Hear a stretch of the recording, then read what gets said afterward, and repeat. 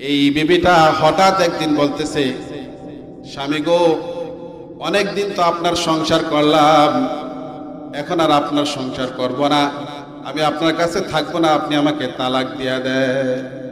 হায় হায়, এরকম বিবি, এত স্বামীর মন বুঝা চলে, এমন নেককার সুন্দরী আবেদা সালেহা এই মহিলা এখন বলতেছে, এত আদরের বিবিটা বলতেছে আমার তালাক দিয়ে দেন। সাহাবী তো মাথা আকাশ ভাঙে পড়ার মতো অবস্থা। সাহাবী বলতেছে, বিবি কেন তুমি আমার কাছে তালাক চাও? তুমি কি আমার সংসারে আইসা সুখী না? হ্যাঁ সুখী। আমার বাচ্চা কাচ্চা নিয়ে তুমি কি সংসারে সন্তুষ্ট না? হ্যাঁ সন্তুষ্ট। আমি কি তোমার কোনো আবদার পুরা করি না? হ্যাঁ করেন।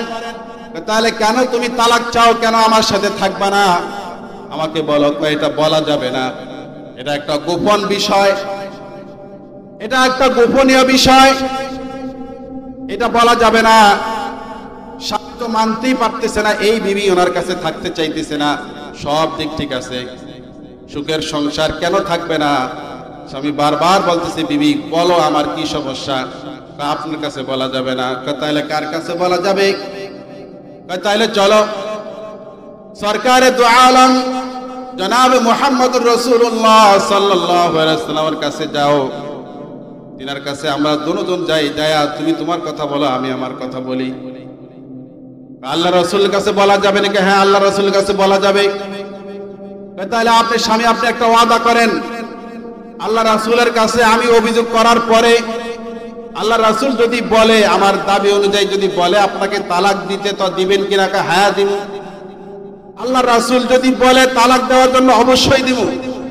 এখন স্বামী বলতেছে, যদি রাসূল আমার কথা শোনার পরে, তোমার আমার কথা শোনার পরে রাসূল যদি বলে তুমি সংসার করতে, তুমি করবা কিনা? হ্যাঁ করব। আল্লাহ রাসূলের কথার উপরে কোনো কথা নাই। এরাই প্রকৃত সুন্নি, এরাই প্রকৃত রাসূলের অনুসারী। আল্লাহ রাসূল বললে যে সংসার করতে চায় না সে সংসারও করবে, আর আল্লাহ রাসূল বললে যে বিবিকে ছাড়তে চায় না স্বামীও সেই বিবিকে ছাড়তে রাজি আছে। এরকমই জিন্দেগি হওয়া দরকার। প্রত্যেকটা ইমানদার জিন্দেগি এমনই হওয়া দরকার ছিল, রাসূল যেটা বলবেন, মা আতাকুমুর রাসূল ফাখুযু ওয়া মা নাহাকুম আনহু ফান্তাহু, রাসূল যা বলেন তা করব, যা ছাড়তে বলেন তা ছেড়ে দেব। স্বামী স্ত্রী দুজন এখন একমত হয়ে গেল। আমার বিবরণ শোনার পরে যদি নাকি আল্লাহ রাসূল আমাকে তালাক দিতে বলে, আপনি তালাক দিবেন কিনা? হ্যাঁ দিব। স্বামী বলতেছে, আমার আবদার শোনার পরে, আমার বিশ্লেষণ শোনার পরে রাসূল যদি তোমাকে সংসার করতে বলে, তুমি সংসার করবা কিনা? হ্যাঁ করব। রাসূলের কথার উপরে কোনো কথা নাই। পরের দিন সকালবেলা স্বামী স্ত্রী দুজন রাসূলের দরবারে রওনা দিয়েছে। উভয়ের কথা বলার জন্য মনে মনে চিন্তা ফিকির করতেছে। আল্লাহ তাআলার কি কুদরত! কিছু দূর যাওয়ার পরে স্বামীটা হঠাৎ করে একটা পাথরের মধ্যে হোঁচট খায়া, স্বামীটা পড়ে তার পা কাইটা হাড্ডি পর্যন্ত ভাঙে গেছে। স্বামী আর সেখান থেকে উঠতে পারতেছে না। বিবিটার সাথে সাথে দৌড়ে আইসা স্বামীকে কোন রকমে ধইরা তার নিজের গায়ে যে উন্নি ছিল, আঁচল ছিল, আঁচল থেকে ছিঁড়া ওই তার যেখান থেকে পা ভাঙা রক্ত বের হতেছে, প্রাথমিক চিকিৎসা, রক্ত বাইন্ধা কোন রকমে আস্তে আস্তে বলতেছে, স্বামী আমরা যাওয়ার পথে আপনি হোঁচট খেয়ে আপনার পা ভাঙে গেছে, গোশত কাইটা গেছে, হাড্ডি বাইর হয়ে গেছে, রক্ত ঝরছে। এই অবস্থায় আল্লাহ রাসূলের দরবারে আর যাওয়ার প্রয়োজন নাই, চলেন আমরা বাড়িতে ফিরা যাই। বিবিটা আস্তে আস্তে স্বামীকে আস্তে আস্তে ধরে হাঁটায় হাঁটায় কোন রকমে বাড়ির মধ্যে আইনা বিছানায় শোয়ায় দিছে। এখন বিবি স্বামীর খেদমত করতেছে, স্বামীর মাথায় পানি দিতেছে, পট্টি দিয়ে দিতেছে, স্বামীকে প্রস্রাব পায়খানা যা যা প্রয়োজন স্বামীর সেবা খেদমত করতেছে। আর স্বামীটা আস্তে আস্তে নীরবে আল্লাহ তাআলার কাছে চোখের পানি ছাড়ছে, কান্না করতেছে। কিছুদিন এইভাবে যাওয়ার পরে আস্তে আস্তে স্বামীটা এখন সুস্থতার পথে। এখন বিবি তার স্বামীর মাথার শিওরের কাছে বসে স্বামীর সেবা শুশ্রূষা করতেছে, আঙ্গুল দিয়ে তার চুলগুলো বিলি কাটতেছে আর বলতেছে, স্বামী আপনি পেরেশান হবেন না, আপনি কান্না করবেন না। আমার এখনকার সিদ্ধান্ত হলো, আল্লাহ তাআলা যতদিন আমার কিসমতে রেখেছে আমি আপনার সাথে আপনার সংসারে থাকবো, আপনার বন্ধনে থাকবো, আপনার বন্ধন থেকে আলাদা হব না। আমি আর আপনার কাছে তালাক চাই না।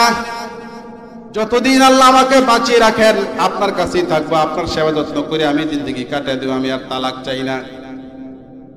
স্বামী তো আনন্দে দ্বিতীয়বার কান্না করে দিচ্ছে, বিবি বলো কি? যখন আমার সুখের সংসার ছিল, আমার ঘরে সুখ ছিল, কোনো অবস্থাতেই দুঃখ ছিল না, আমার সর্বদিক দিয়ে ব্যবসা বাণিজ্য, টাকা পয়সা, ছেলে সন্তান, ছেলে মেয়ে নিয়ে আমি তখন সুখে শান্তিতে ছিলাম, সুখে শান্তিতে জীবন যাপন করছিলাম। তখন তুমি আমার কাছে তালাক চাই, আলাদা হইতে চাইছিলা, সুখের দিনে তালাক চাইলা। আর এখন আমি পঙ্গু হইয়া, অ্যাক্সিডেন্ট হইয়া, পা ভাঙ্গা পঙ্গু হইয়া ঘরে পড়ে রয়েছি, আমার 2 টাকা ইনকাম নাই, আমার কোনো ইনকামের ব্যবস্থা নাই, আয়ের ব্যবস্থা নাই, আমার অভাব সামনে আসতেছে। একে নিজে দুর্দশায় ঘরে বিছানায় পড়ে আছি, অভাবের মধ্যে আছি। এই মুহূর্তে তুমি বলতেছ আমার কাছে থাকবা বলে ওয়াদা করতেছ, সুখের দিনে তালাক চাইলা, আর দুঃখের দিনে তুমি বলতেছ আমার কাছে থাকবা। 2 সময়ের বক্তব্য, 2 সময়ের এই চিন্তাধারার এত ব্যবধান কেন বিবি? আমি জানতে চাই, আমি তো বুঝতেছি না তোমার কথা। বিবি এবার আসল রহস্য বলতেছে, স্বামী আমার বিবাহের পর থেকে আপনার সংসারের মধ্যে আছি, কিন্তু বিবাহের পর থেকে আমি খেয়াল করতেছি আপনার সংসারের মধ্যে কোনো দুঃখ নাই, কোনো ব্যারাম নাই, কোনো পীড়া নাই, কোনো মুসিবত নাই। অথচ আল্লাহর হাবিব সাল্লাল্লাহু আলাইহি সাল্লামের জবান থেকে একটা হাদিস শুনেছিলাম, আশাদ্দুন নাসি বালান আল আম্বিয়া। যারা আল্লাহর প্রিয়, যারা আল্লাহ পাকের পছন্দের, যারা আল্লাহ পাকের মনোনীত, আল্লাহ তাদেরকে বেশি বেশি দুঃখ দেন, মুসিবত দেন, ব্যারাম দেন, পীড়া দেন। তো বিবাহের পর থেকে আমি দেখতেছি আপনার সংসারের মধ্যে কোনো অভাব নাই, কোনো মুসিবত নাই, কোনো দুঃখ, ব্যারাম, পীড়া কোনো কিছু নাই। এই জন্য আমার সন্দেহ হয়েছে যে আল্লাহ তাআলা আমার স্বামীকে দুনিয়ার মধ্যে কি সমস্ত সুখ দিয়ে দিল নাকি আখিরাতে কি কিছুই দিবে না। আপনি দুনিয়ার মধ্যে আপনি সুখ স্বাচ্ছন্দ্য সব আল্লাহ তাআলা আপনাকে দিয়ে দিয়েছেন, আপনি দুনিয়া পাইছেন, আখিরাত হারা, আপনি আখিরাত ছাড়া। এই জন্য আমি খেয়াল করছি এই সংসারের মধ্যে আমি থাকবো না, কারণ এই সংসারের মধ্যে আল্লাহর রহমত নাই। যেই ঘরের মধ্যে ব্যারাম নাই, অসুখ নাই, বিমার নাই, অভাব নাই, সেই সংসারের মধ্যে, সেই ঘরের মধ্যে আল্লাহর রহমত নাই। এই জন্য আমি নিয়ত করছি আপনার সংসারে আমি থাকবো না। আর ওই চিন্তা থেকে আমি আপনার কাছে তালাক চাইছিলাম। এখন যখন আপনাকে এই অভিযোগ করার জন্য, আল্লাহ রাসূলের দরবারে এই অভিযোগগুলো করার জন্য আপনাকে যখন নিয়ে রওনা দিছিলাম, তখন আল্লাহ তাআলা কুদরতি ভাবে আমি দাসীকে বুঝাইয়া দিল, আপনাকে পাথরের মধ্যে হোঁচট খাওয়ায়া, আপনার হাড্ডি ভাঙা, চামড়া কাইটা দিয়া, রক্ত জর্জরিত করিয়া দিয়া, আপনাকে পঙ্গুত্বের কষ্ট দিয়া আল্লাহ তাআলা আমি দাসীকে বুঝিয়ে দিল, কারে এমন শেষরায়া নবীর দরবারে অভিযোগ করার জন্য নিয়ে যাস, এটা আমার খাস গোলাম, এটা আমার আদরের বান্দা, এর আমি খুব ভালোবাসি। স্বামী গো, যাকে আল্লাহ তাআলা এত ভালোবাসে আমি অভিযোগ করতে নিয়ে গেছি, এই জন্য আল্লাহ তাআলা আপনাকে অসুখ দিয়ে, ব্যারাম দিয়ে আমাকে বুঝিয়ে দিল আল্লাহ তাআলা আপনাকে ভালোবাসে। এখন আপনি বলেন, যাকে আল্লাহ তাআলা এত ভালোবাসে আমি তাকে কিভাবে রেখে এই সংসার থেকে চলে যাই? এই জন্য আমার এখনকার সিদ্ধান্ত হলো, যতদিন বাঁচি আপনার পায়ের কাছে, আপনার খেদমতে থেকে আমার জিন্দগি কাটিয়ে দিব। দেখেন সাহাবা আজমাইন এবং তাদের বিবিদের চিন্তাধারা কি ছিল। তাদের চিন্তাধারা, তারা ছিল আখিরাতের পাগল। একটু সংসারে ইমাম আহমদ ইবনে হাম্বল রাহমাতুল্লাহি আলাইহি, শুনছেন না? 4 মাযহাবের এক মাযহাব, হাম্বলি মাযহাব। ইমাম আহমদ ইবনে হাম্বল রাহমাতুল্লাহি আলাইহি, ওনার বিবি হঠাৎ করে উনি দ্বিতীয় বিবাহ করছিলেন। ওই বিবি একদিন বলতেছে, আমি আর আপনার সংসারে থাকবো না। কেন থাকবা না? এই জন্য থাকবো না, এই সংসারের মধ্যে কোনো রহমত নাই। কি নাই? এই সংসারের মধ্যে আল্লাহর রহমত নাই। তুমি কিভাবে বুঝলা এই সংসারে আল্লাহর রহমত নাই? যেই সংসারের মধ্যে আল্লাহ পাকের পক্ষ থেকে আযাব নাই, পেরাব নাই, পীড়া নাই, মুসিবত নাই, দুঃখ নাই, পেরেশানি নাই, ওই সংসারের মধ্যে আল্লাহর রহমত নাই। সুতরাং আল্লাহর রহমত ছাড়া এই ঘরের মধ্যে আমি থাকবো না, আমি চললাম। ইমাম আহমদ ইবনে হাম্বল বলতেছে, কে বলছে এই সংসারে আল্লাহর রহমত নাই? কে বলেছে বেরাম নাই, পীড়া নাই? সাথে সাথে উনি ওনার যেই জুব্বা পাঞ্জাবি ছিল, পাঞ্জাবি খুইলা ওনার যে বগলের তলে বিরাট বড় একটা বাগি ফোঁড়া ছিল, ওই বাগি ফোঁড়াটা দেখা দিল। কে বলছে আমার ঘরের মধ্যে মুসিবত নাই? এই যে দেখো, দেখা দিল, এই যে দেখো, এই বিশাল বড় একটা বাগি ফোঁড়া নিয়ে আমি এই যন্ত্রণায় আমি এই দিন দিন অতিবাহিত করতেছি। আহমদ ইবনে হাম্বল রাহমাতুল্লাহ আলাইহির বিবি সাহেব উনি বলতেছে, আলহামদুলিল্লাহ, আল্লাহর শুকরিয়া, এই সংসারের মধ্যে আল্লাহর রহমত ভরপুর আছে, ভরপুর। ইমাম আহমদ ইবনে হাম্বল বলতেছে, কিভাবে বুঝলা আল্লাহর রহমত ভরপুর আছে? কয় যে আল্লাহর রহমত ভরপুর এই জন্য, মুসিবতে ভরপুর হওয়ার পর কোনো আহ নাই, উহ নাই, এত ধৈর্যশীল পুরুষ। সুতরাং এই সংসারের মধ্যে আল্লাহর রহমতে পরিপূর্ণ আছে। আগেরকার বুজুর্গরা এরকমই ছিল। আর আমরা খালি সুখ চাই, খালি সুখ চাই, আরাম চাই না, মুসিবত বেরাম। আরে বাবা, ইমানদার বান্দা একটু পেরেশানি করলো। আমাদের ওস্তাদ সাহেবান বলতেন অনেক সময় যে তুমি একটা কিছু হারায় ফেলছো, তোমার ঘড়িটা। আমরা যখন লেখাপড়া করছি তখন তার মোবাইল ছিল না, বেশি তো বেশি ঘড়ি, চাবির রিং, চাবি হারায় যেত, টুপি হারায় যেত, রুমাল হারায় যেত, জুতা হারায় যেত। তো হুজুর ওস্তাদ বলতেন আমাদেরকে, আরে বাবা, এই তোমার চাবি ছড়াটা হারায় গেছে, এই যে চাবির ছড়াটা হারায় গেছে, এটার জন্য তুমি পেরেশানি করছো, আবার পায়ে গেছো, এই যে একটু পেরেশানি করছো, এটার বিনিময়ে আল্লাহ তাআলা আখিরাতে দিবেন। দেখেন কি আল্লাহ কত দয়াবান, আল্লাহ কত দয়ালু। এই যে মাঝে মধ্যে আমাদের জীবন সংসারে এরকম বিরাট বিরাট পেরেশানি আইসা পড়ে, ধৈর্য হারা না হই, এই পেরেশানির বিনিময়ে আল্লাহ তাআলা আখিরাতে দিবেন। সামনে রমজান মাস, দোয়া পড়েননি? আল্লাহুম্মা বারিক লানা ফি রাজাব ওয়া শাবান ওয়া বাল্লিগনা রমাদান। আল্লাহুম্মা বারিক লানা ফি রাজাব ওয়া শাবান ওয়া বাল্লিগনা রমাদান। রমজান আসছে, এটা কি মাস? শাবান মাস। আর আগেরটা কি ছিল? রজব মাস। আল্লাহ রাসূল বলছেন শাবান এবং রজব এবং শাবান হলো রমজানের প্রস্তুতির মাস। এই মাস রমজানের প্রস্তুতির মাস। আর আমরা রমজানের প্রস্তুতি নেই। কিরকম প্রস্তুতি? আমার এবার রমজান ছোলা লাগবে 10 কেজি, খেজুর লাগবে 5 কেজি, তাও আবার শ্বশুর বাড়ির থেকে দিতে হবে। বেসন লাগবে 3 কেজি, মুড়ি লাগবে 10 কেজি, তেল লাগবে এত, পেঁয়াজ লাগবে এত, এরকম আমরা লিস্টি করেন। ওইরা ভালোভাবে আটঘাট বাইন্ধা রমজানের সিয়াম সাধনা পালন করেন। রমজান হলো ইবাদতের মাস, ইবাদত করার জন্য। রমজান আল্লাহ রাসূল বলেছেন ফসল কাটার মাস, ইবাদত করার জন্য। সুতরাং এই রমজানকে আমরা রমজানের হক আদায় করে রোজা রাখতে হবে। আমাদের যেরকম পঞ্চ ইন্দ্রিয় আছে, চক্ষু, কর্ণ, নাসিকা, জিহ্বা, ত্বক, এই পঞ্চ ইন্দ্রিয় প্রত্যেকটা ইন্দ্রিয়ের রোজা আছে। চক্ষুর একটা রোজা আছে, নাকের একটা রোজা আছে, জিহ্বার একটা রোজা আছে, ত্বকের একটা রোজা আছে, কানের রোজা আছে। চোখের রোজা হইল চোখ দিয়ে নাজায়েজ বস্তুর দিকে নজর না করা, বেগানা মহিলাদের দিকে নজর দিব না, গান বাজনা, টিভি, সিনেমা, নাটকের দিকে নজর দিব না। এটা আমাদের পণ করতে হবে। কানে আমরা গান শুনবো না, গান বাজনা শুনবো না। যদি আমি চক্ষু দিয়া নাজায়েজ বস্তু দেখি, তাহলে আমার চোখের রোজাটা নষ্ট হয়ে গেল। কান দ্বারা যদি আমি নাজায়েজ বস্তু শ্রবণ করি, গান শুনি, নাটক শুনি, নাটকের ডায়লগ শুনি, টিকটক শুনি, আরেকজনের গীবত শুনি, আরেকজনের বদনাম বলতেছে সেটা কান লাগায় শুনি, তাহলে কানের রোজাটা নষ্ট হয়ে যাবে। নাক দিয়ে যদি নাকি নাজায়েজ বস্তুর ঘ্রাণ নেই, তাহলে নাকের রোজাটাও নষ্ট হয়ে যাবে।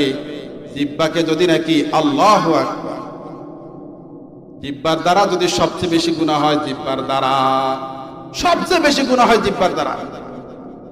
এই জিহ্বাকে যদি নাকি বাবা সংযত করতে না পারেন, তাহলে আপনার জিহ্বার রোজাটাও নষ্ট হয়ে যাবে। এই জিহ্বা দিয়ে গীবত করব না, এই জিহ্বা দিয়ে কারো বদনাম বলবো না, এই জিহ্বা দিয়ে শেখায়ত করব না, কাউকে গালিগালাজ করব না। বর্তমানে এমন আমাদের কপালে এমন দুর্ভোগ হয়ে গেছে, নসিবত খারাপ হয়ে গেছে, রমজান মাসে সবচেয়ে বেশি গালাগালি, সবচেয়ে বেশি সমালোচনা আমরা করি। আহা, এই জিহ্বা দিয়ে সমালোচনা, এই জিহ্বা দিয়ে গালিগালাজ করলে আমাদের জিহ্বার রোজাটাও নষ্ট হয়ে যাবে। এরপরে যত ইন্দ্রিয় আছে, হাত পা যেগুলো আছে, এগুলা দিয়ে যদি নাকি আমরা গুনার কাজ করি, তাহলে হাত পায়ের দ্বারাও সেই হাতের রোজাটা, পায়ের রোজাটাও নষ্ট হয়ে গেল। এরপরে আছে অন্তঃকরণের, অন্তর দিয়ে যদি নাকি আমরা, কলব দিয়ে যদি নাকি আমরা গুনার চিন্তা করি, গুনার ফিকির করি, তাহলে কলবের রোজাটাও নষ্ট হয়ে গেল। এই জন্যই তো আমাদের ইবাদতের তাসির হয় না।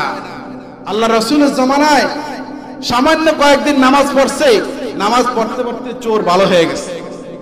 সামান্য কয়েকদিন নামাজ পড়ার কারণে, সামান্য কয়েকদিন রাসূলের সোহবতে আসার কারণে চোর, পাক্কা চোর দরবেশ হয়ে গেছে, পাক্কা জিনাকার, সে জিনা ছাড়ে আসে আল্লাহওয়ালা হয়ে গেছে। যে মসজিদে আসতো না, সে এখন মসজিদ থেকে যায় না। এজন্য আসেন রমজান উপলক্ষে আমাদেরকে সেভাবে আমরা সাজাই, আমাদেরকে সেভাবে প্রস্তুত করি। এই রমজান হলো ফসল, ইবাদতের ফসল কাটার মাস।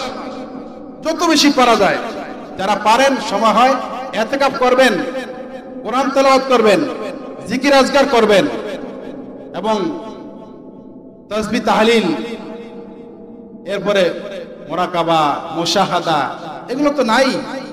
মুজাহাদা করা, আমাদের বুজুর্গরা তো রমজান উপলক্ষে মুজাহাদা করতেন।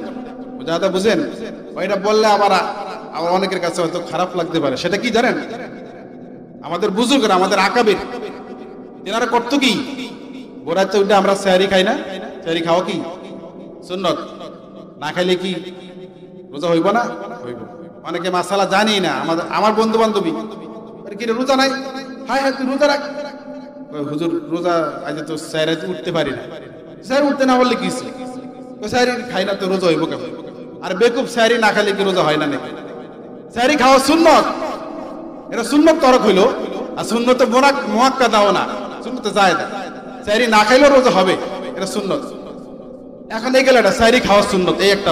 আর তো হইলো আমরা আরেকটা সুন্নত করে, সেহরি যে খামু একদম একেবারে মানে পেট ভইরা ডিবাইয়া ডিবাইয়া খাইতে হবে না। কিন্তু আমাদের বুজুর্গদের আখলাক ছিল, ওনাদের কথা হলো যে রোজা আল্লাহ তাআলা দিছে 11 মাস পরে সংযম, মুজাহাদা, কানাআত, মানে অল্পতে তুষ্টি, মুজাহাদা করার জন্য। তো যদি পেট ভরে খাই, ইফতারও পেট ভরে খেলাম, সেহরিতেও পেট ভরে খেলাম, তাহলে তো মুজাহাদা হইলো না, নফস মরলো না। নফসকে কন্ট্রোল করতে হইলে তোমাকে মুজাহাদা করতে হবে। আর মুজাহাদা কি? জিন্দগি পার করো, জীবন পার করো। সেতটুকু পর্যায়ে আমরা যাইতে নাই পারলাম। আপনি খান, পেট ভরে খাওয়া জায়েজ আছে, কিন্তু ভাইয়েরা, বাবারা, খেয়াল রাখতে হবে একটা রোজাও যাতে তরক না হয়, একটা রোজাও যাতে না ছুটে। কারণ ইচ্ছাকৃত একটা রোজা যদি আমরা নষ্ট করে ফেলি, তাহলে 61টা রোজা রাখতে হবে। কয়টা? 61টা। যে একটা রাখে না, একই 61টা রাখবো? কারণ ইচ্ছাকৃত একটা রোজা যদি কেউ ভাঙে, তাহলে কাজা এবং কাফারা, কাজা একটা আর কাফারা 2 মাস। তাহলে ইচ্ছাকৃত যদি কেউ রোজা একটা নষ্ট করে, তাহলে সে কাজা কাফারা মিলে 61টা রোজা থাকতে হবে। এটা কি এই যুগে সম্ভব?